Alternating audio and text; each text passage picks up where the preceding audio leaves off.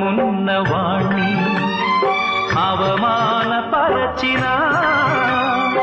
ఎదలోని చీకటంతా వెన్నెలగా మార్చిన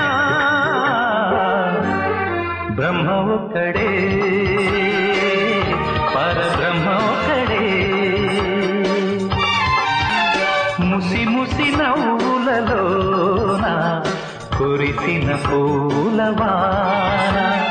ముసి ముసి నవ్వులలోన కురిసిన పూలవాన